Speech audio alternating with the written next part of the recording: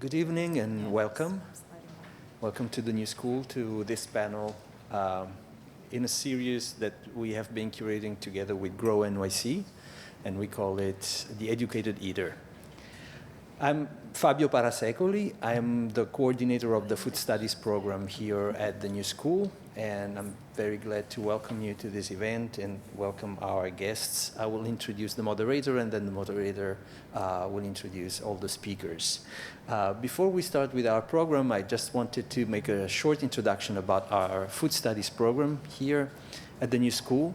It's an undergraduate program that has developed since 2008 into a fairly large set of classes. Now we have more or less 25 classes in fall, spring, and summer. And I'm talking about the classes because all our courses are open also to students from outside for continuing education.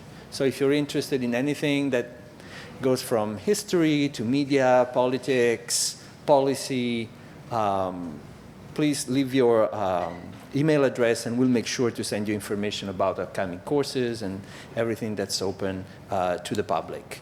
At the new school here, we have a long tradition of strong connection with the community, and so events are very important for us, and we have a series of events that goes on all year. The next one is going to be on October 27th, and it will focus on Edna Lewis. She's one of the first African-American women to publish important cookbooks, and she has a very strong influence on, cookbooks and the perception on African-American cuisine. That's on October 27th. Last but not least, I wanted to talk about the Inquisitive Eater. There are postcards at the entrance. This is our website, and we welcome submissions from everybody. It's not only for students and faculty at the new school. It's about food, and I'm sure all of you have got stories, experiences that maybe you want to share. We welcome everybody to submit. And not only written stories, we welcome pictures, visuals, graphic design, videos. It's a multimedia platform. So if you're interested, you can get a postcard right there at the table. So let me introduce our moderator. Her name is Challey Comer, and she's the FARMroots director at GrowNYC. Through this program, she provides business development support to green market and beginning farmers. Her background includes experience working with farmers in upstate New York, researching food systems infrastructure, and designing on-farm conservation practices. So welcome, Challey Comer, and Challey will introduce all the other guests. Thank you. Thank you. Thanks, everyone. So I will start out by introducing our panelists, and I'll start with Keith. Keith Stewart was born and grew up in New Zealand. He traveled widely as a young man and has lived in London, New York City, and the Australian outback. He holds a master's degree from the Yale School of Forestry and Environmental Studies, and he has worked variously as a school teacher, a cab driver, a mover, and a corporate project manager. He turned to organic farming at the age of 42, and he never looked back. Today, with the help of 7 or 8 young Americans, Keith grows 15 acres of vegetables and herbs, and his produce is sold at the Union Square Green Market. He and his wife, Flavia, who's joined us tonight,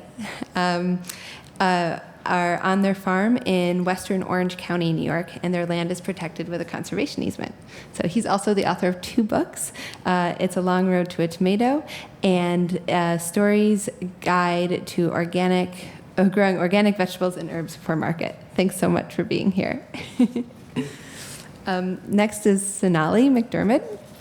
She's a climate scientist at the NASA Goddard Institute for Space Studies here in New York City, up on 114th Street in Broadway. 12. Her work is focused on the intersection of climate change and agriculture impacts. She works with the Agricultural Model Intercomparison and Improvement Project in South Asia and Sub-Saharan Africa to help incorporate climate change information into future projections of food production and security. She also investigates how agricultural land use can impact regional climates, with the goal of identifying strategies that foster resilient agricultural systems. She is a former market manager for Green Market, which is great. Which market? 79th Street and NYBG. There you go. And in that role, she loved learning from the farmers and discussing food issues, both big and small, with all market customers. She maintains these lifelong learning values and continues the dialogue as an adjunct professor at NYU, where she teaches a course in food production and climate change. So that's great. Thanks. Thank you for being here. And finally, Beatriz Beckford currently works with the Grassroots Action Network at Why Hunger. She collaborates with U.S.-based partners and allies to organize for the food justice movement. She works to provide direct capacity building support and to develop strategic partnerships through the Building Food Justice Initiative, a national peer-to-peer learning program. Prior to joining Why Hunger, Beatriz worked as the Director of Organizing and Policy for the Brooklyn Food Coalition, serving as the Chief Architect for the coalition's organizing efforts. She was elected to the board of the Food Systems Network of New York City, sat on the New York City Food and Fitness Partnership Guidance and Leadership Committee, and serves on the advisory board for Ecosystem New York City, and is a founding member of the Malcolm X Grassroots Movement Food Justice Committee. She's an active member of the Black Urban Growers and was nominated to the Joan H. Tisch Community Health Prize. In addition to her role at Why Hunger, Beatriz continues to organize with groups active in the New York City Food Justice Committee and teaches as an adjunct professor at Parsons, the New School for Design, where we are right now, Urban Ecologies program. So, what a great group of panelists. Thank you so much for being here.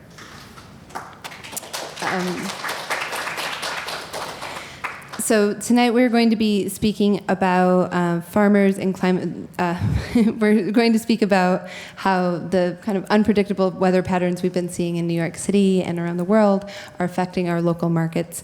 And we're going to just start out by letting the panelists talk a little bit more about their backgrounds and what brought them here as panelists. So Keith, would you like to start? Well, you said everything I was going to say, so I'll, in terms of background, so I'll move on to something else. Okay. Like what's on TV tonight. No. The one thing you didn't mention is that we grow garlic. That's our main crop, right? We grow more than 100 different varieties of vegetables and herbs, but garlic is our single biggest crop. We grow 70,000 or more of them each year, so it's kind of where our reputation lies, to the extent that we have one. Probably everyone here is aware that farmers are very conscious of the weather and keep a close eye on it, and it probably is the single biggest variable that affects whether we're going to have a good season or a bad one. And I can tell you that over the last 27 years that we've been farming, it has definitely gotten warmer. It's a big surprise. And no doubt, as you all also know, there's more extreme weather events, mostly large amounts of rain at one time, which is can have quite an effect on your crops. Some of you may be familiar with USDA's plant hardiness zone maps. They sort of measure how cold it is, or they basically map how cold each area of the country gets at the extreme. So when we bought our farm, we were in plant hardiness zone 5, which meant that the coldest you could expect it to get was minus 20 degrees to minus 10 degrees in the winter. We've since been moved into zone 6, which is, instead of minus 20, now minus 10 to 0 degrees. So it's not just my imagination. Even the USDA has sort of determined that it's gotten hotter, at least at our place. I just would say that, from my point of view, it didn't altogether a bad thing. It means we have a longer growing season, can start planting earlier in the spring, get to market a bit earlier, perhaps later harvest in the fall, make more money at market, which is kind of what we're there to do, incidentally. And milder winters are kind of nice when you don't have to wade through 2 feet of snow to get out of your driveway. I mean, on the downside, we have these hot summers that we've got to deal with. And we have the danger of being clobbered by some huge weather event. And I think that's a huge reality and for many farmers, less so for us on our farm because we're on pretty high ground and we have pretty well-drained soil. So mostly we're not going to get serious flooding. If we do, then the nearby towns, everyone will be swept down the river and out into the ocean. I guess maybe that's probably enough for me right now. I could just say, though, that if it goes on like this, I'm looking forward in a few years to growing bananas and possibly coconuts. So, anyway, that's it for me right now. Well, that's great. Thank you. Well, speaking of bananas and coconuts, so your research is looking a little bit more in more tropical climates and globally, and it would be great to hear a little bit from the global perspective. Right, and I'm so happy that I'm going sort of after Keith's description because I'm happy to say that all the things that you were just mentioning, all of these variables, extreme events, temperature, growing season, we're working on that. And so I think I'm representing kind of a top-down approach on this panel in that I work on a global project. And what we're trying to do is figure out, as climate scientists, what the regional climate changes are going to be. Right now, we're working primarily in sub-Saharan Africa and South Asia. And on all of these issues that Keith just mentioned, the length of the growing season, how much rainfall you get at one time, what your maximum temperatures are during the growing season, these are all things that we're trying to quantify and figure out how they're going to change 10 years down the road, 20 years down the road, and so on. Then what we're trying to do is take that information and work with crop scientists and agricultural scientists to figure out how that's going to impact crop yields in places where that have a high degree of climate variability. So for instance, in South Asia, they rely primarily on 4 months out of the year for all of their rainfall, their monsoon season. If that changes, and most of those farmers are rain-fed, they risk some pretty big impacts in terms of their food security. And so we're making these assessments globally, but ultimately it comes down to the farmer and what kind of information the farmer needs. And so it's great because this is sort of the dialogue that we need to be having. What do you need and what information can we give you in order to make yourself more resilient? That's really what we're after. How do we make agriculture more resilient in the face of climate change? Now there's a flip side to that in that it's not just about making yields resilient or making your production resilient. You also have to make the environment surrounding your fields and the environment that you're planting in resilient as well. And so there's a feedback between agricultural production and the regional climate that needs to be considered in any future decisions that we make on what to plant, how to plant, and how much to grow. And so that's the perspective that I have. And I will say that in doing a lot of this, it's very important work. And we sort of are looking at how the global markets also impact and drive what farmers have to plant and how much they plant and how intensively they farm. That there's a lot of doomsday information out there, and a lot of it is remarkably accurate and scarily accurate. But one of the things that we're noticing is that farmers, they're smart people, arguably much more much smarter than I or many of my colleagues are. And they've been adapting, and there are some really neat initiatives around the globe of farmers that are building resilient communities and making sure, sort of taking their food production into their own hands. And there are some great examples of that around the globe, but locally too, which is, I think, what Beatriz will talk about a bit. So I'm excited to hear that perspective as well. And so I'll stop there for now, and we can go into the rest. Great, Yeah. thank you. So, right, that's a great segue for Beatriz. It would be great to hear a little bit about how these climate dynamics are impacting the grassroots community organizing efforts you work within. So thank you for having me. It's really exciting to be here. I was thinking as I walked up 6th Avenue what a perfect time to have a conversation about climate change and food as I walked down the street in October to 85-degree weather. I said, this is the right time. And so I'm really excited to be here because so much of my work, not just with the Brooklyn Food Coalition and many of the grassroots groups that I work with through Why Hunger, is looking at the work that they do on the ground as innovative solutions to addressing the climate change issue. And it really is innovative in the sense that it's grounded in indigenous practices that really go back, like way back. This idea of food sovereignty, of food justice as the means to the end for addressing so much of our, world's food insecurity, our climate change issues, and our manner in which we engage with each other as community around food. A lot of the work that I see on a daily basis with the grassroots partners that we work with are just counter to the idea of agribusiness and patented seeds to address world hunger, this kind of, real wild, stuff that we get sold as this is the solution to the problem, right? We know that GMO seeds aren't going to address hunger. Monocultures don't address hunger.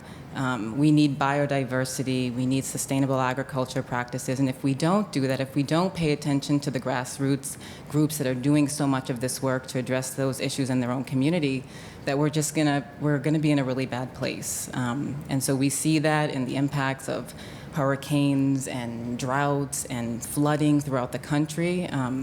And the unfortunate reality of that is that so many communities that are most vulnerable, that really don't have the capacity to deal with extreme climate variations, are at the most risk. And when you think of the global community and even, farmers within New York State alone, even slight variations to weather can demolish entire crops or destroy farms with flooding. And we've seen that over the years, be it with Hurricane Irene, more recently with Sandy. And so, if we don't do due diligence and really ground ourselves in exploring sustainable farming practices that is not so fossil fuel dependent, we're just going to continue, to emit the type of carbon emissions that are going to contribute to increased, climate instability. So I'm really excited to not just share some of the work that's happening at the grassroots to address that, but to kind of figure out what are some of those viable solutions that will educate us all, and that we can really bring back to our own communities, and also find out how we can connect and support those efforts at the grassroots level. So thank you for having me. I'm really excited to be here. Thank you.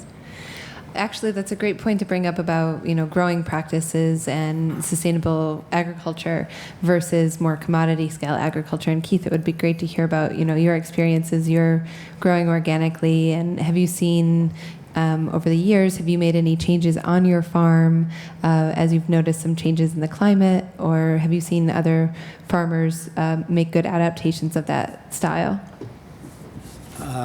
Well, I'd like to just start by saying that I think organic or sustainable growing is a big part of the solution to the problems that we face, because, well, organic growers don't use petrochemical fertilizer and pesticides.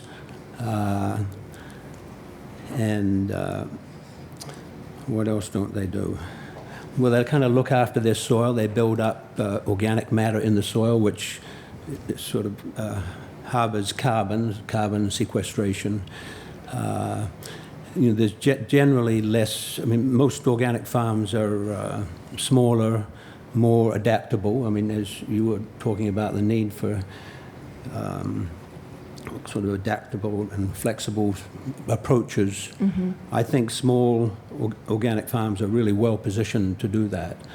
And they're more on the ground and not so much on the tractor, right? And seeing kind of, I know I've talked to some producers who, since they really are more in the field and more interacting with the topography of their properties, they know some drainage systems they might want to do or where to plant different things. Whereas a farmer who's moving along faster on a tractor or a larger tractor. They're much more labor intensive, but hey, it's not bad work, really.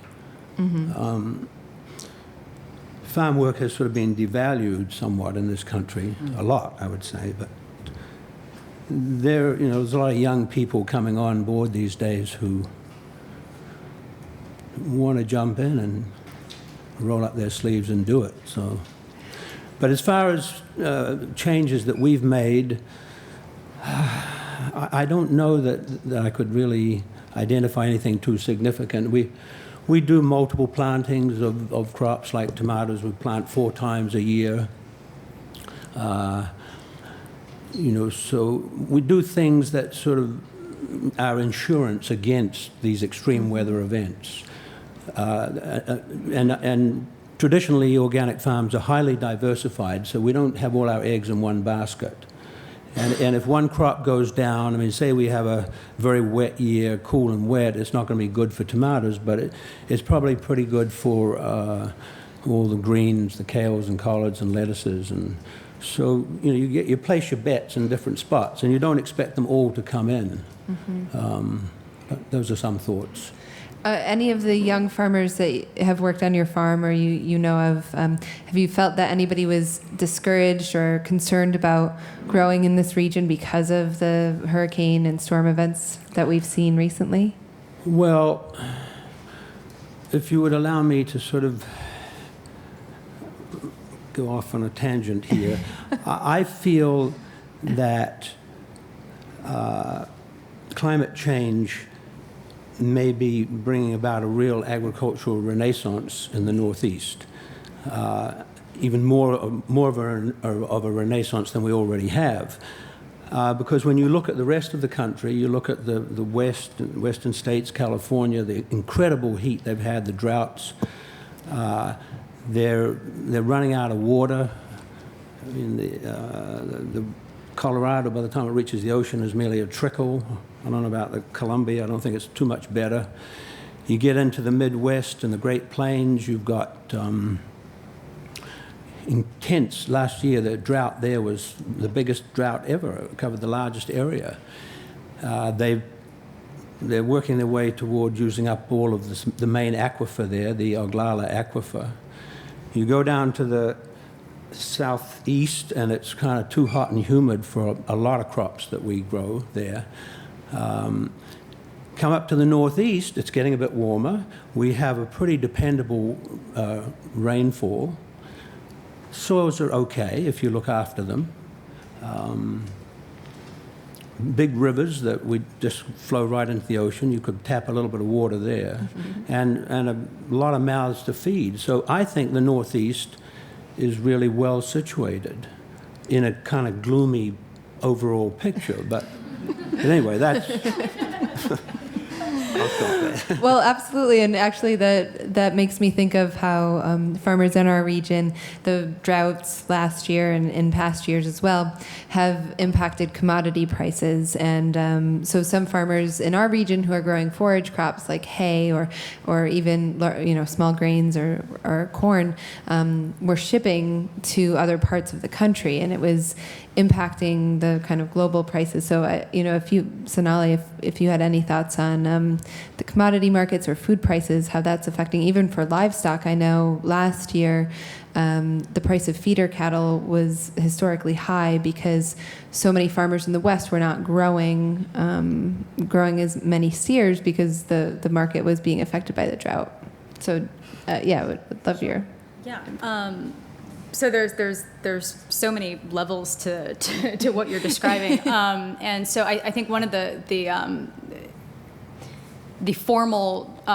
formality, I suppose, that we use in climate science, right, is that you'll have this concept of winners and losers, right, which is exactly what Keith is describing, in that some places like the Northeast, a lot of Northern Europe, and even New Zealand, actually, in the sort of south of New Zealand, will start to encounter temperatures that are more conducive to growing, and sort of even migrate into climate zones that are more conducive for growing.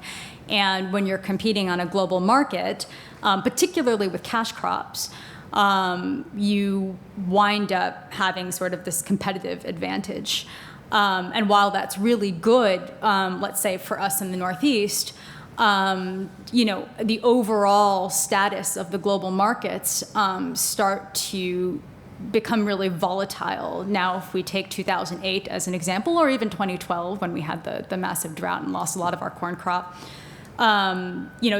those fluctuations perhaps caused a bit of an annoyance for us in the Northeast, in that the price of various grains and perhaps rice went up, particularly in 2008. But it can also lead to sort of other socio-political instabilities around, right? You start getting food riots in places that don't have access or as much of the distribution, the food distribution, the global food distribution that we have here. And so, I think that it's important to look at how fluctuations in the global market and sort of that's very strongly tied to fluctuations in the climate, how that sort of impacts the global system beyond just our own purview, right? Beyond just sort of the experience that we have here. Because if, and this is sort of a large extrapolation, as a scientist, I'm not prone to large extrapolations, but I'm here now and NASA's been furloughed, so I can make large extrapolations. I think that when you don't consider how the market prices and how competing on a global market, particularly for farmers who are sort of at a disadvantage, right? If we don't consider that and the ramifications of that, it leads to these political instabilities that wind up coming back on our own soil and sort of impacting us on a global level, even if it's not directly about food. I mean, ultimately, they say in the future wars will be fought over water. And as a climate scientist, I can definitely see the grounds for that. And right after water comes food. So this concept of winners and losers and sort of a rethinking of how we define our global food markets and commodity markets is in order. And some parties have not, I mean, obviously there's not really a chance to leave the global market, but sort of have taken it into their own hands to make sure that they're insulated against food shocks and things like this. And I think that while the concept of having sort of a free market to compete on is quite romantic and could be, if responsibly, wielded, could provide a lot of opportunity for people across the globe.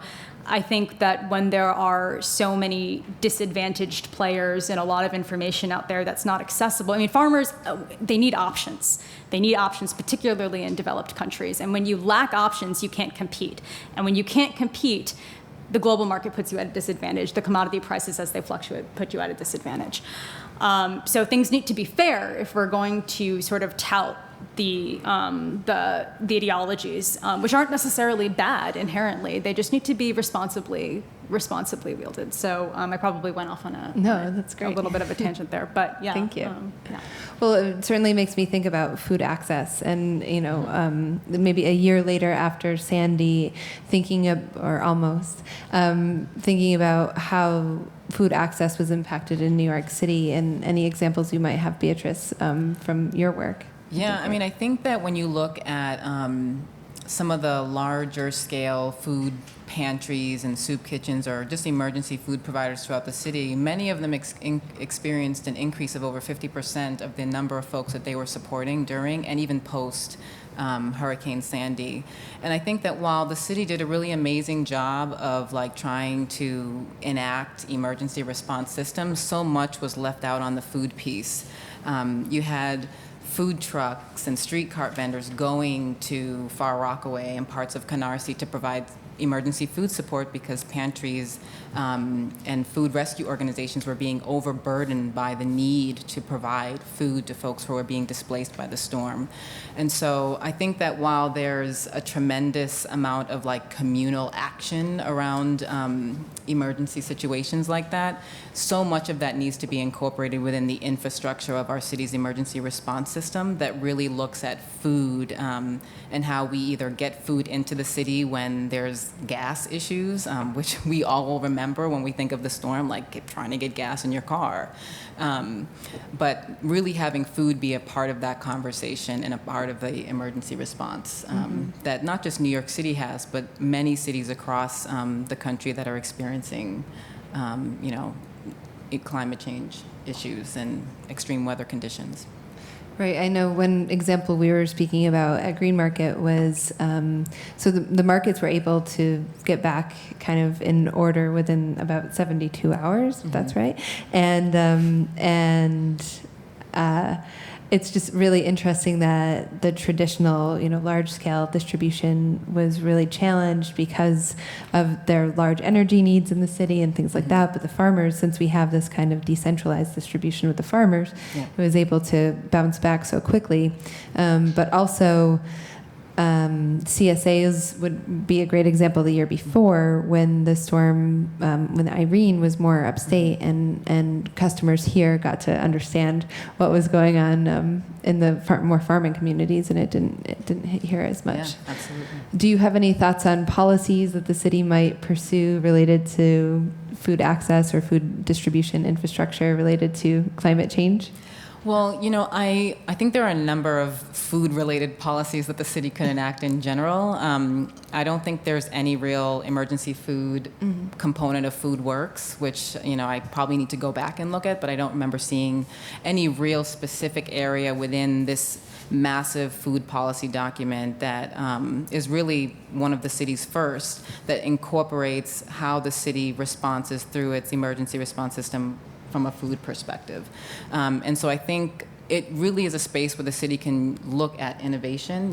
How do street cart vendors play into that? How do food trucks, how do emergency food providers, food pantries, food banks, all kind of work together to immediately respond? And so while it's not presently there, I think that there's a tremendous opportunity to use some of these informal spaces within the city to provide those supports. I think that the school system could be a really great place for providing emergency food in those situations when you have, the largest school district, the largest school food program in the country, and how you can use a program like that to really create food centers during an emergency, climate situation. And so I think that it'd be great to, at the very least, incorporate some policy that would specifically connect school food to emergency services, and even during non-emergency times, like connect school food to the Department of Homeless Services. I mean, so much of that food gets thrown out, and you think of all the people that are either homeless and or dealing with some crisis on a daily basis, and how these programs can be used to support that as well. Absolutely. Keith, did you see any from 2012 to 2011 with the two different storms? Did you see anything from the market side of things with how other vendors at Union Square, kind of were impacted, or how customers might have been affected here in the city?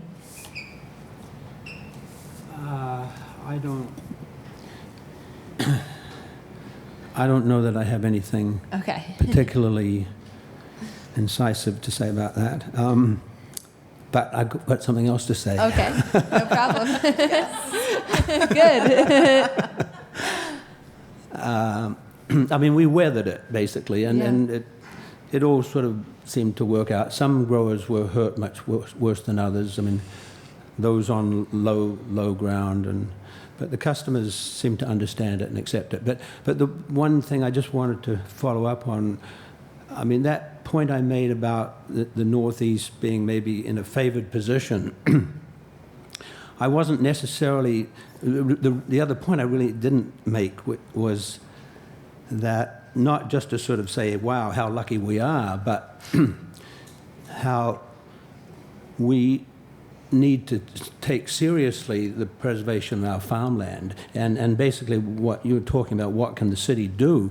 I think the city, has to start thinking about not just its watershed, but its food shed, and find ways to make sure that a lot of this land doesn't just get sort of wantonly developed and turned to other uses, because we may need it more and more and more. I mean, it could cost money, but that's the point I wanted to make. Yeah, I would love to add something. I mean, I totally, that just resonated with me. And it made me start to think about the way in which states and cities invest capital funding. We use capital funding to invest in, highway infrastructure and in some components of our emergency response system. And New York City, while its food system and what would be some quasi-food shed that we have, and all its intricacies and distribution patterns and farmers and cities and transportation systems that are incorporated, literally has no real food hub and no real, concrete infrastructure that directly connects upstate agriculture to urban markets. And so I think that one of the other places that the city and the state could really invest in real dollars to is developing an actual food system infrastructure that would support these upstate, downstate food hubs that directly connect farmers to markets, kind of like green markets, but statewide, and more expansive in how the city allocates actual dollars to supporting the development of it. Because you see a lot of states developing these food hubs. You see Detroit doing some really innovative stuff on food policy. California is doing amazing things with school food and the many farms that exist there. I mean, they are California. And they're loaded with farms. But being really able to tie those farms into the actual dollars that cities and states spend on food is really, really crucial. But the infrastructure has to be created, and I don't think that New York State and or New York City has invested enough dollars in creating that. Right, and I think one example, building on what you're saying, is from our perspective with Green Market is the relatively new Green Market Co., which is the distribution wholesale arm of Green Market. Last year, after Sandy, was able to continue weekly distribution to soup kitchens and churches and with fresh products. And a lot of times, emergency food is canned and processed and preserved. So it was a great example with this decentralized distribution where we were able to continue delivery. So Sonali. Yeah, I had a quick point too to sort of build upon what Keith was saying from a land standpoint in terms of conserving agricultural land. I think that's a really important point. One of the sort of tenets that the FoodWorks initiative is sort of employing is to maximize really the amount of food regionally that we're providing into New York, right? To build our local food shed and to cultivate it and to make sure that it grows and it supports what New Yorkers and what people in the region want, which is access and more local food. And when we looked at that, that's a really great initiative, and it needs to happen, and the infrastructure needs to be there in order to facilitate that. The other thing that also needs to happen is good legislation and policy, state legislation and policy, regional really policy that makes sure that as the land is being further developed and cultivated, and if we are going to expand and increase our food production, that it's done in a responsible and sustainable way. There are a lot of, particularly with climate change, as other areas become unsuitable to produce, we have a tendency as human beings to run to a place that's better suited and then cultivate the heck out of it and then leave, but we don't really have another place to go after that where the soils can support that much as well. So along with proper infrastructure, there needs to be the environmental policy in place to make sure that farmers are practicing sound, responsible methods of cultivation, such as some of the methods that Keith was mentioning.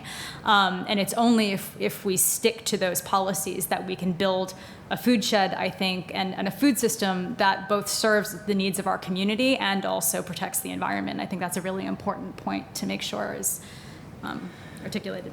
Right, and a changing climate system will manifest itself so many different ways in agriculture, right? It could be too hot, too cold, too Right. wet, too And, dry, I mean, pests, Yeah, frost. well, so I'm glad you brought that other point up, and I think that there's another thing that I think needs to be considered, and that's that while temperatures go up, and temperatures are really a defining component when we look at what's important to agriculture, what that means is that as our seasons change, sort of the biodynamics change a little bit, right? So the species that rely on plants flowering at a certain time, or that rely on particular growth stages, those ecosystems can get a little bit wacky. And so, you could have adequate growth, or you could be able to plant earlier, but let's say you're relying on sort of the natural organisms to help you pollinate, and your pollinators aren't lining up with the time cycle of your plants. This is, even though your temperatures are going up and that facilitates better growing seasons, if the other parts of your ecosystem don't match, that could prove to be a challenging component.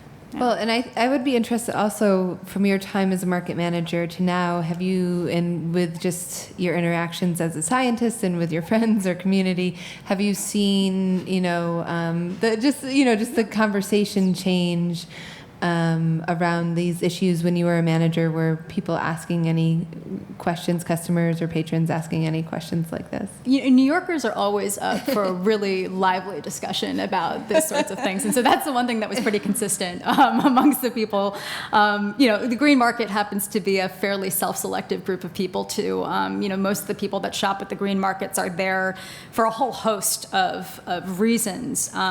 Probably the most consistent among them was that they, A, wanted to know where their food was coming from, B, there were quality issues, obviously, that they held the market in high regard, and C, they generally were looking to preserve the natural environment a bit more and cared more to discuss those issues. So in terms of any controversial arguments that I had with people, there weren't so much.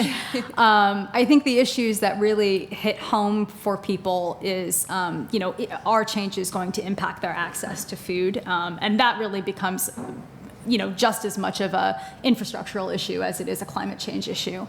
And also the discussion with farmers was a really interesting thing. Farmers are not,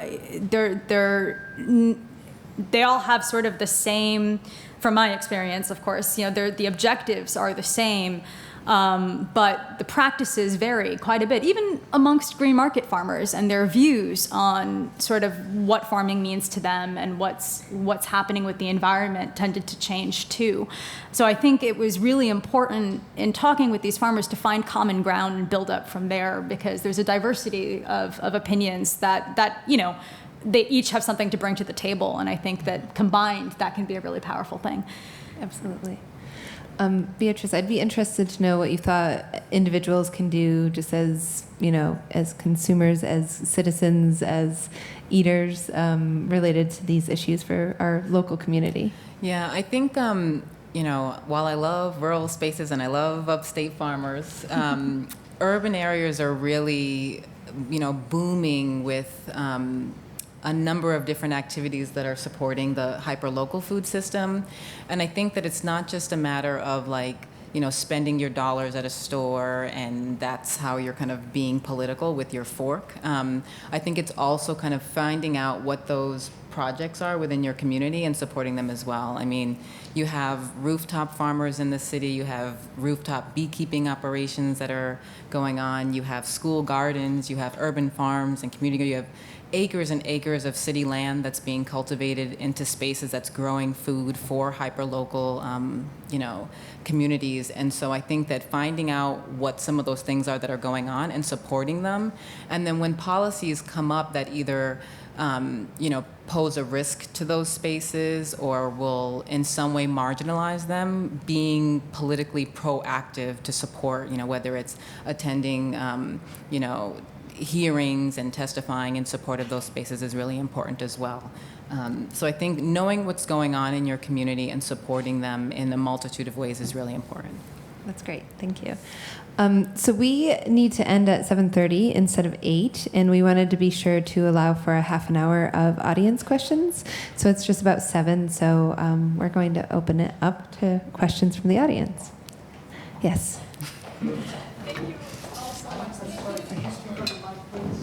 Okay. Oh, they're coming around. Okay, so she's in the front. This one over there. So thank you all so much for this. It was a really wonderful talk and conversation to be a part of. Thank you so much. I just had this last point that you brought up about the hyperlocal, factor and how this urban space is really transforming thanks to this hyperlocal activity. It's a two-phase question. So one is for you, and half of it is for you, and half of it is for Sonali, because in my when you speak of hyperlocal, you say you're supporting something that is, developing access to food in your area, and you should be actively involved in supporting it and letting it grow. But at the same time, I wonder what is the climate impact of hyperlocal, uprooted new agricultural systems in a city?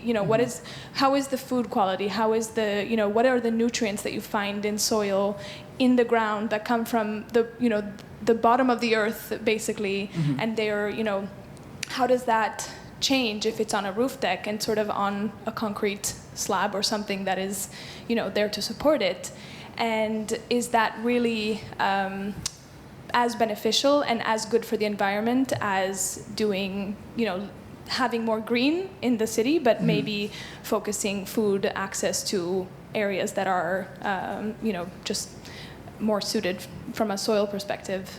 Yeah, I mean, I think, having great soil to grow in and that cultivates, amazing crops is one thing, right? And oftentimes that's lacking in urban spaces. And so I don't think that it means that we should throw our hands up and just develop everything and not preserve the limited space that we have available to do those things, be it create green spaces or grow food in those settings.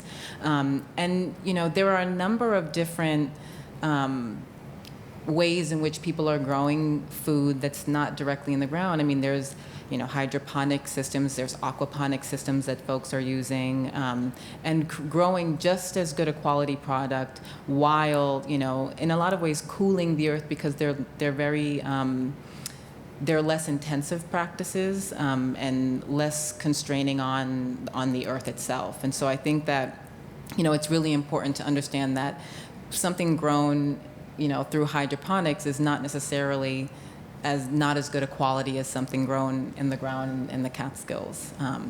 And so I think it's just something to be conscious of, like there's limited space in urban settings, and you can use a range of sustainable farming practices that are not fossil fuel intensive, that allow for large scale and small scale food production in urban areas. Yeah, I'll just add to that a bit. I think, you're asking a very relevant question that's sort of on the forefront of research right now. We have people that are looking at sort of the differences between green roofs and white roofs and what makes a difference in terms of the environmental health of the city. I think that when you look at it from a sort of a regional, perhaps global perspective, the carbon emissions and also the environmental impacts of industrialized agriculture far outweigh any of the negative components that you'll be encountering with urban agriculture. So I think when you're looking at it in terms of, what is the low-hanging fruit, right? To sort of fix some of our environmental problems, you would look to sort of looking to reform the industrialized system. And it's true. Urban systems are very varied and complex, as Beatriz could speak to. You have community gardens that are planted in the ground, soil on rooftops, hydroponics on rooftops. Each of these will have a different level of energy intensity. That's the objective answer. The sort of more of my opinion that I'll give is that I think that, whatever the impact environmental that these different systems might have, I don't think that would be as detrimental as sort of the larger systems and the industrialized world, sort of systems that we're dealing with. And I think the pros far outweigh the cons in terms of building communities and getting people to think and really consider these are just urban agriculture in the way that we're looking at it is in its infancy, right? I mean, it's sort of been done for a while, but not to the organizational stand that we have it now. And I think we really need to build, we need to collect data, we need to understand how these systems are going to evolve, and then we can improve them over time. And I think it's just going to contribute in a positive way to the way that we approach our food system. You had an opinion? Well, I would just add, and I think you were making the point, urban agriculture has a really strong educational component. It makes people aware of food, where it's coming from. I mean, it just gets them thinking in the right way. So it's very positive on that level. I think its productive capacity is somewhat limited. I wouldn't go overboard thinking we're going to feed the world from our cities, but it's a good, it gets the message out. Have any of the panelists seen any examples, like of how you're saying on a larger scale, of a region or a group of farmers changing their growing practices, like in a large way? Like I know I'm thinking, for example, of farmers changing from feeding grain to more grass-based livestock agriculture, or things like that. Or have you experienced that? Was that for me? Or anybody? Well, Why don't you try it? okay, sure. And then Give it a shot. I'll add something. Yeah, right. No, yes, on so many levels, yes. And people are taking on some really wonderful initiatives, particularly in sort of, in India, that sort of has the soils in some places to support kind of a little bit more intensive agriculture. Even forget sort of employing technology, just simple fixes and diversifying the crops that you grow. I mean, that has a huge impact on both your resiliency, economic resiliency as a farmer, but also in cycling different nutrients and such to the soils and sort of maintaining your habitat. So quick fixes like that, even simple things that, it's funny, Beatriz spoke of indigenous knowledge, switches to indigenous seeds that were grown at one point and then have since been sort of tossed aside in lieu of sort of modified seeds and things like that. People are going back to that. Harvesting rainwater has always been part of rain-fed agriculture. But you go on the ground there now, and they're coming up with low cost, but really inventive ways of setting up their irrigation systems and things to utilize every drop of water. Particularly, now they're moving to that in regions where, in India, you mentioned the Oglala aquifer here, which is depleting quite fast in India. They're due to run out of their major groundwater stores in about 10 to 15 years, which is nothing. So coming up with these really brilliant strategies is something that we see, in just management, watershed management, the way you rotate your crops, the cover crops that you decide to plant. And then I've seen things that range from, rice paddies tend to have very high methane emissions, particularly when they're flood irrigated at such high levels. And people are experimenting with taking just cultivating blue-green algae in small doses, not synthesizing it, actually just taking it and kind of repositioning it around rice paddies to help oxygenate the rice paddy and minimize the methane. And that's sort of like a high-tech solution. But there's all these things that are being explored where people are just starting to realize that this is not sustainable. Yeah, I think there are a number of farmer cooperatives that are developing. You have dairy farm cooperatives here in the U.S. that are not just existing as sustainable business models, but also supporting organic transversions for non-organic farmers to become organic dairy farmers and then become part of the co-op. And you see a lot of the organic farming co-ops in the global south as well, whether they're banana co-ops and things like that. And I think those are really great models of farming collectives that are committed to sustainable organic practices, supporting other farmers making the transition to those practices as well. Yeah, that's a great example. Thanks. Thank you. This has been really great so far. I'm really glad that you brought up dairy cows, because we've talked a lot about crops, but we haven't talked about livestock all that much. So, and from my understanding of this region, if we're going to have truly sustainable agriculture in this region, livestock has to be a part of that picture. We have to get the nutrients from somewhere. But we also know that cattle have a really high climate emissions impact from the methane. So is there any research from Sonali or practices that you've seen, Keith, of farmers that are trying to integrate livestock into their practices to make them more sustainable, but then also mitigate the negative impacts that they might have, either from emissions or from impacts to the landscape or things like that, water quality, et cetera. Yeah, and I think you could probably speak to this too from what you've seen upstate. There's livestock as a whole has their methane emissions, and even beyond that, sort of the amount of land that's required to sustain livestock is quite immense. There are differences between sort of again, I'll make the distinction between industrial livestock operations and livestock operations that we see in upstate New York and a few other places, which can become, medium scale, quite large. But when you look at sort of just the quantity of emissions from each of these, again, if you're looking at this solely from cutting emissions, there's that low-hanging fruit in the big industrial agricultural systems and livestock systems that can be taken out first. And it's not so much of the livestock emissions that are the problem as just sort of the amount of livestock in these industrialized areas. It's going to take a multifold approach, and definitely livestock in terms of recycling nutrients back and, sort of facilitating that breakdown is an important component. There's everything in moderation, right? And I think a moderated system is beneficial. And in fact, the Argentines, in Argentina, they've been practicing sort of these. Historically, they've practiced holistic grazing systems where they rotate what pastures the cows are sort of feeding in, and sort of let that grow back. And there's like a whole bunch of various grasses. I'm sure you've read books, and Joel Salatin does this right down south too as well. And it's sort of really well managed livestock systems.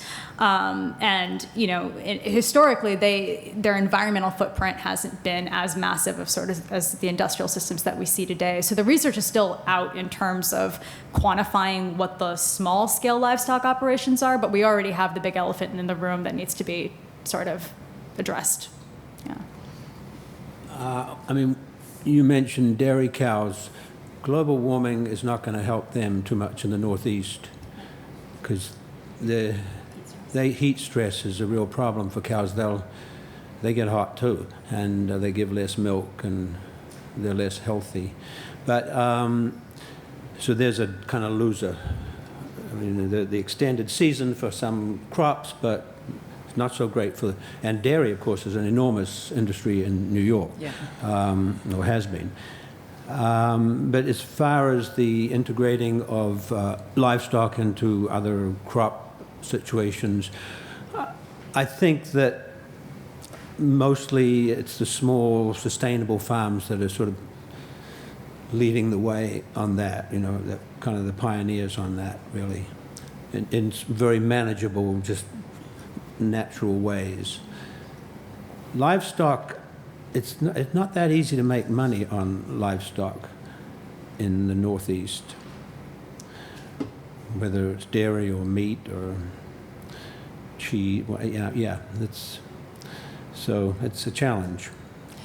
I think the other pink elephant in the room with the livestock conversation is not just the quantity, but why the quantity becomes such an issue, right? Mm-hmm. When you think of the feed and how much of the fossil-fueled industrialized agriculture system doesn't really go to feeding us, it goes to creating feed and pesticides, is really at the core of the problem with the livestock conversation.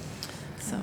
Well, I think too on livestock farms is where grazing is highly incorporated. It's you're using far less fuel because the cows are moving themselves, or the livestock is moving themselves around. They're distributing their own manure. They're harvesting their own feed, and oftentimes they're accessing their own water. So, as much as we can kind of encourage those types of systems, I think is important. And they're eating grass, not corn. Well, and perennial polycultures are, sequester carbon. Yeah. I have a question related to sort of how to raise the political will or the awareness. A couple people spoke about urban farming as a vehicle towards education, and I think the idea of the green markets, and we're in an especially progressive market in New York City. But it seems like such a massive problem, global warming and climate change, and the vested food interest seems so entrenched and rich. by comparison to these small efforts and this sort of scattered mix of well-intentioned actors in the market. I'm from Iowa, where I remember growing up with farmers up and down, farmers on my road, and I don't think I know a farmer when I go home these days because it's all giant multinational farms. I used to walk beans and detassel corn as a kid, and I'm not sure people do that anymore. But so I guess I'm asking a rather gloomy question, which is, what do you think the chances are, or the potential vehicles for actually developing the kind of political will that would address the scope and the size of the problems that you all articulate so clearly? Well, you know, I think that this is a time of renaissance. I think I'd probably frame it more as revolution. And I don't think that in this country we've quite hit that tipping point yet where we're at like grips with it. But when I think of like all the work that the environmental justice movement has done thus far, like pre-60s and 70s, and this reemergence of a food justice movement that really kind of spans across sectors from labor to, you know, health equity to quality to sustainable farming practices to urban gardening, that there really is an opportune time right now for those two movements to intersect in a way that they build power with each other. And so I think that, you know, that is so much like at the crux of getting over the ledge for galvanizing a broad base of folks that can really mobilize around these issues, food and environmental, because they're intrinsically linked. Again, I think that, you know, not just, you know, voting and connecting with your elected officials around, you know, what their positions are on food and sustainability and how they support hyperlocal projects is also key, but also actually supporting those projects as individuals within your communities is so important, so that there's a spectrum in which that that awareness raising, that activating around these issues is happening. And so I think that there's a place for everyone to continue to be educators, to be educated eaters in a sense, to educate our families, and then to take that more broadly into our communities, and then even more broadly to policies that are either marginalizing that or supporting those practices. So really kind of starting at the table and ultimately changing larger policies like the Farm Bill and things like that. I think one example here specifically in New York is, so most of the pork, I would say, that is in a lot of, well, so Iowa's one of the, probably the biggest hog producer in the country. And a lot of the pork in our restaurants, even our kind of higher end restaurants, is coming from meat lockers in Iowa. And those customers, those restaurant buyers, are demanding pork of a certain breed, of a certain type, and grown in a certain way. And the distributors, a number of the distributors located here, are buying from them and going there and working with those producers to change their growing practices. And Iowa State ISU and the Leopold Center for about a decade has had a niche pork program.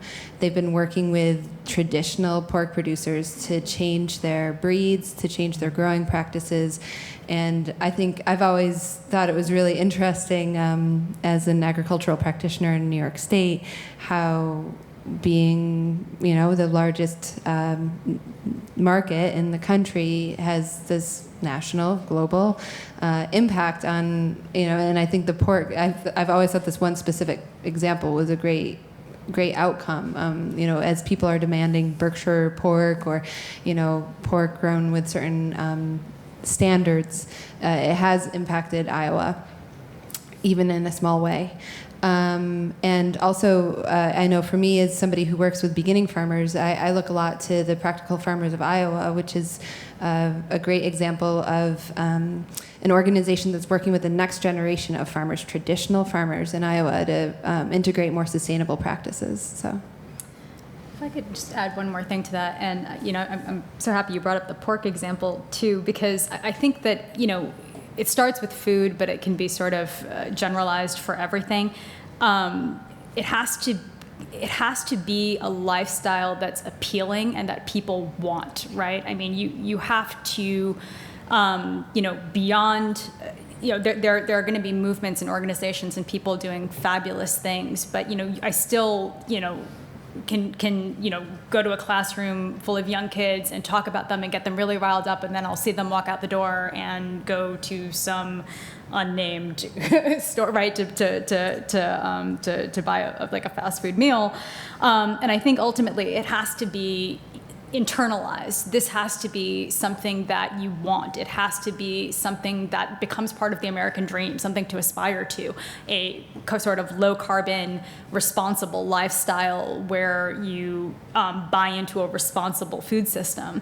And I always think, one of the things we do best in this country is advertising, and it's been hijacked by so many different things. If we took an advertising firm and they were able to commit all of their resources to selling the idea of a new American dream in which we move forward in a more responsible way, that would be eaten up, night and day, like that appeal. And it's growing. When I remember when I was around the time when we introduced, I was after the time, but when we started introducing the food stamps program in Green Market, and it just took off. I mean, in terms of the amount of sales we had the first year, and then moving year after year, it just built and built and built. And I remember some of the commentary was that, people thought that if you had and offered food of this quality to low-income communities, they would still just go to McDonald's and not really care, that it was there. And that the food stamp program at Green Market completely proved that idea wrong. If it's there and it's available and people have this idea, this perception that it's better, they will flock. And that needs to be not only the case, but that also needs to be made accessible to everybody as well, too. And so I think there's just a larger initiative of reforming the ideal American lifestyle that's going to be an important, challenging thing. I think another piece that I want to kind of drive home is this idea of a better, more equitable, more just food system is not necessarily just a lifestyle choice that really distinguishes between the haves and the have-nots. That what we're really talking about is a right to food, and that, folks, regardless of their race or class or where they live in a borough, have just as much right to affordable, quality food as someone that lives in Berkeley, California. And so I think that so much a part of these urban initiatives, these, sustainable farms upstate, is really kind of creating opportunities to really drive home food as a human right for everyone. And that it's not just something that we can, we can put dollars into and that's going to fix the problem, but that everyone has a place at the table. And that really when we're making these changes, so much of those changes are grounded in not innovative practices, but practices that are really indigenous in their origin. And so I think food as a human right is the big thing to remember in this conversation. I share your concern, by the way. I guess maybe in my mind sometimes it comes down to how do you kind of break the back of a Monsanto? And it ain't easy to do, as you no doubt are aware. But we are making progress little by little, and perhaps in these coming food wars and water wars, we'll get smarter. And we'll see what really is of value. And we'll have systems in place that we can go to learn from. So there's a positive slant on a otherwise gloomy topic. It's funny, last week I'm here with my daughter Iris, and I'm here with my daughter Iris, and an admission is that I'm homeschooling Iris this year, and that her climate change teacher is actually Sonali McDermid.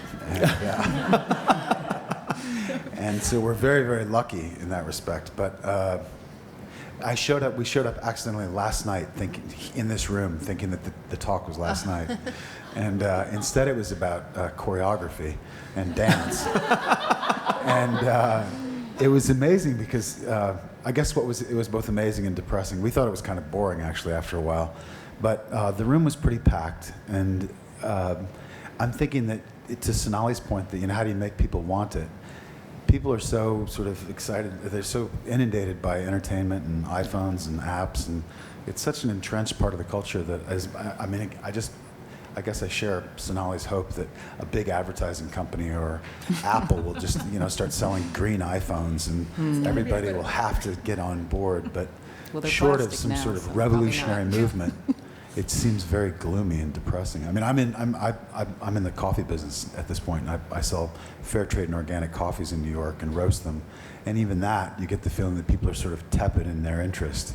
Even the most sort of interested customers kind of go in and out and come in and then go to McDonald's, like Sonali's saying. It seems like a very big battle to wage with a lot at stake and not a lot of time to deal with it.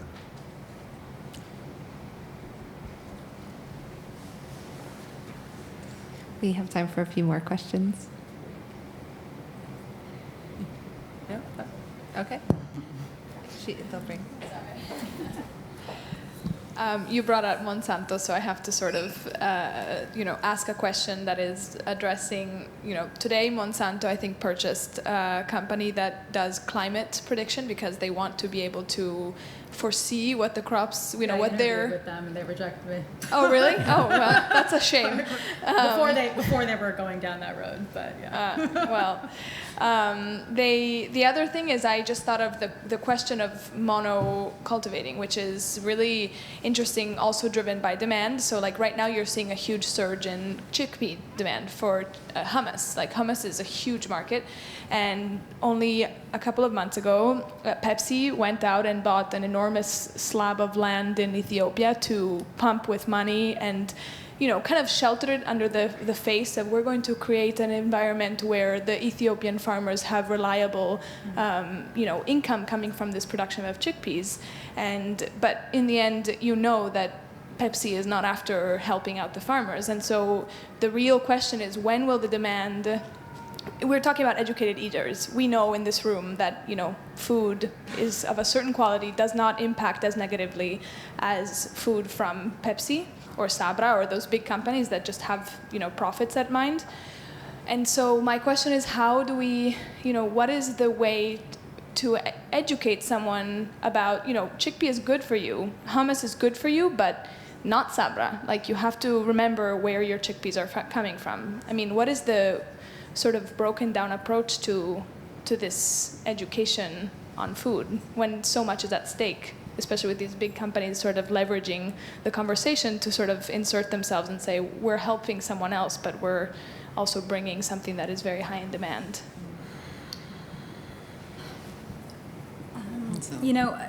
I think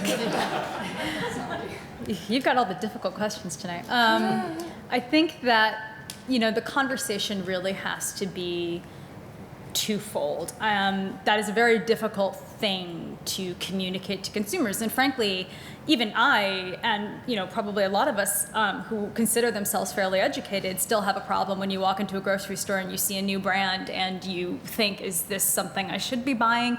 I mean, there's a lot of anxiety in the supermarket aisles nowadays, right?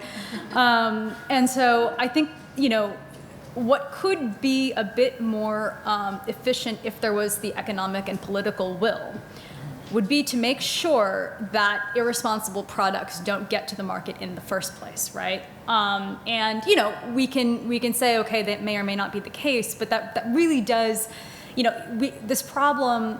I work on sort of the top-down approach. I am increasingly drawn to sort of the bottom-up grassroots efforts. Really, to solve the problem, it needs to be a combination of both. And I'm not sure that ruling out something is the best way to go about it. I guess what I'm saying is that pressure on companies to be as transparent as possible could be the best way to go, and that involves you're emailing, writing, not only your district representatives and congressional representatives and things like that, but also, you know, companies tend to be very responsive to letters. If you can build en masse to sort of mobilize your network to make sure that these companies hear your voice, they're not going to go away anytime soon, but the pressure can be applied. And we've seen this, you know, actually, interestingly enough, not so much in the food companies because they tend to have, because they're so centralized, right? These Monsantos and sort of these GM companies. You see it a lot in apparel nowadays. Big companies are starting to really reconsider what their impact is. They're not doing a whole hell of a lot yet, and they could be doing a lot more, but it's been an interesting movement, and a lot of it comes from public perception, especially, you know, when you see things like a Bangladesh building collapsing. Public perception becomes a very important thing, and if the public demands something be made a certain way, then I think that shouldn't be underutilized. And I think it's far too underutilized right now. I think people are far too willing to write off certain companies because, you know, but where do you go? What's the alternative, right? And can you trust the alternative? Having companies become transparent and making sure that you are an annoying little fly in every company's ear, even if you don't buy from them, is a really important thing that I think doesn't get utilized as much as we could. We're very blasé in just sort of letting things go. And they should be held responsible, absolutely be held responsible. It's a complicated question. I think one of the things that the food movement does particularly well is connecting the labor issue to some of those issues. I think a lot of what folks think of as, you know, some of the larger issues with these Sabras and other companies is the manner in which they're growing stuff, but not necessarily thinking about the folks that are growing the food in some of these really toxic environments. And so I think that where there's far more advancement and just real sophisticated organizing happening within the food movement against these companies and or large restaurant groups or, you know, large food associations is more along the labor line. So you have groups like the Coalition of the Immokalee Workers that are doing some amazing organizing around the tomato industry. And really targeting some big companies. They targeted Trader Joe's and won. They're targeting Publix now. They've targeted Wendy's, and some of these companies where we don't actually think about the specific products that they're buying and the folks that are growing these different products in really toxic environments and really paid at close to slave-like conditions and wages. And so I think it's really good to look at some of that and figure out ways in which those models can be used to really, you know, target restaurants in other respects, creating that human connection that people are actually working in highly toxic environments with these companies is huge. And you don't often hear the folks growing the food in that conversation.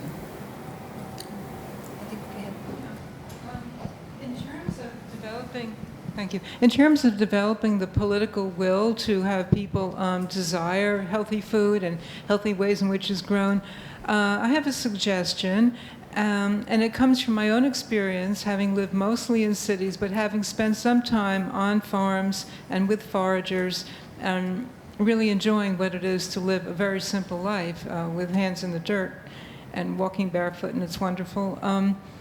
That we've become more and more urbanized, and very few people have the opportunity to experience growing things for real in the country, not just, you know, in the windowsill or in a little garden on the street. And so if people could be given more opportunity to have vacations on a working farm, or sort of like a dude ranch where people used to go for horses but now go for, you know, the stream beans or the dairy cow, something like that, and help out and be part of it and publicize it and make movies about it and videos and write blogs and make it look like a really fun, exciting, healthy thing to do. People could develop more awareness of what's involved in really getting close to the earth experientially and not just as an idea. Yeah. I think that's why so much of the urban agriculture and urban farming that you see going on is really a big and very important part of the conversation, because, many folks that are our city's most vulnerable communities, I'm talking about low-income families, women and children in low-income communities raising families, don't often have the money or resources to be able to go and spend, time vacationing on a farm, and so being able to have those spaces, really investing in school gardens so that children are starting that process young is really important. But thank you for sharing that point. I think sometimes just getting your hands in the dirt is a really powerful and transformative experience. Are you familiar with the WWOOF movement? Yep. WWOOF, Worldwide Workers on Organic Farms.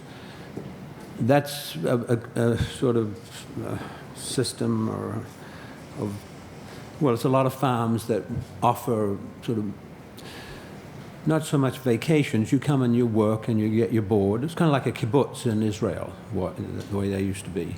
But they're not so. It's not such a big thing in this country, but in a lot of Europe, I know in New Zealand has got there's masses of it in New Zealand and Ireland, and so people do go around and rather than pay to have a holiday on a farm, they do some work and they get the experience. But from my point of view, trying to grow vegetables for market, I'm not too crazy about having a lot of greenhorns come in. And I mean, it's you've got to get the job done. It's not easy to make a living as a farmer in this area or this age. And when I've had sort of volunteer help, it's often more of a hindrance. I mean, it's not that easy. But I'm sure you could engineer situations where people paid money and you could look after them and let them pick a few weeds. Flavia. I'll repeat it.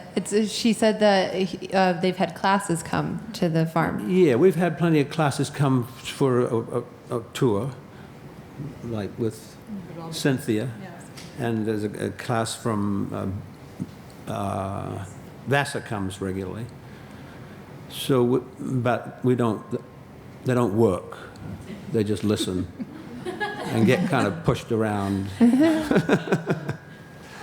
They see the dog kill a woodchuck or something like that, and then they run away.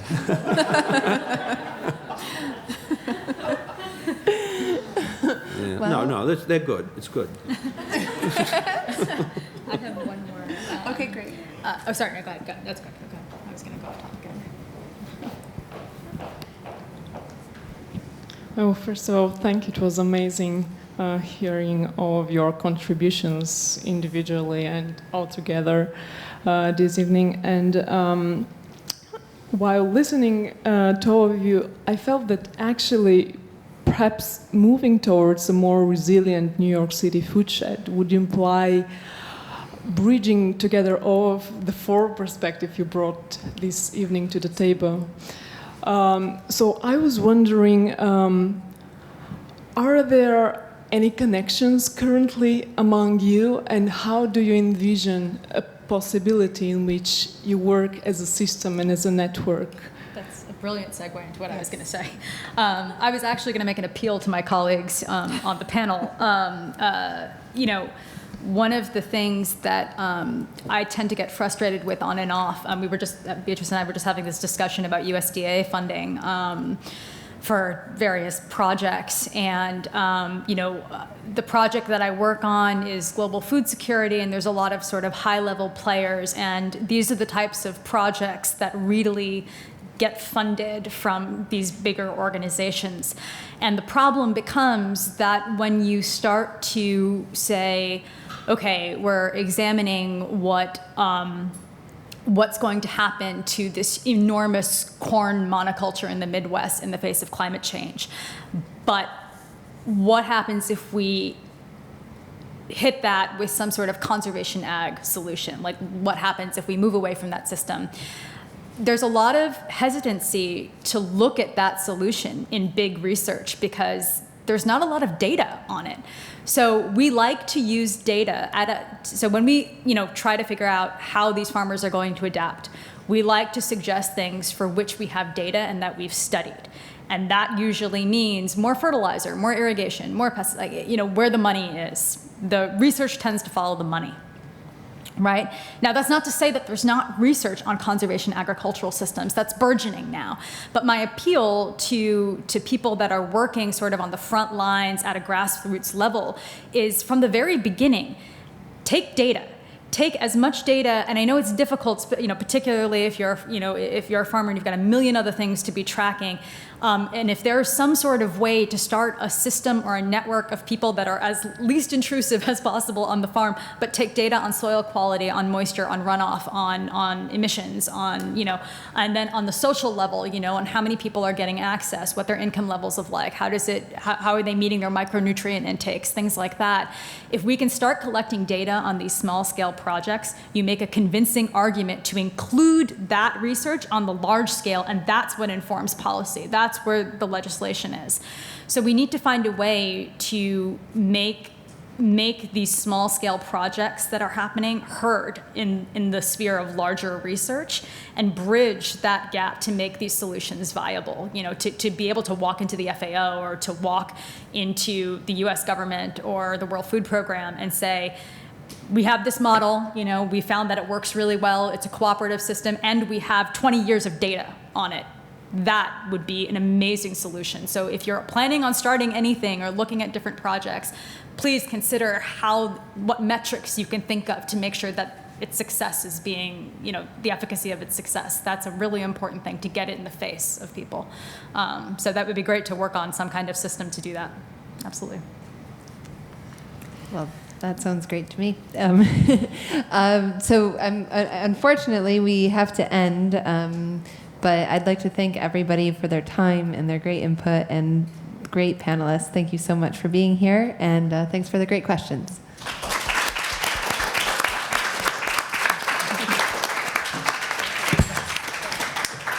I would like to thank everybody on behalf of the New School for participating. And if you're interested in these topics, events like this, please leave your email address. We'll make sure to invite you. The video will be available in a few days. On the Inquisitive Reader. So also if you want to send it to other people that you think might be interested, give us a few days to do some editing and it will be available. Thank you. Right. Thanks, guys. Thank you. That was great. Yeah.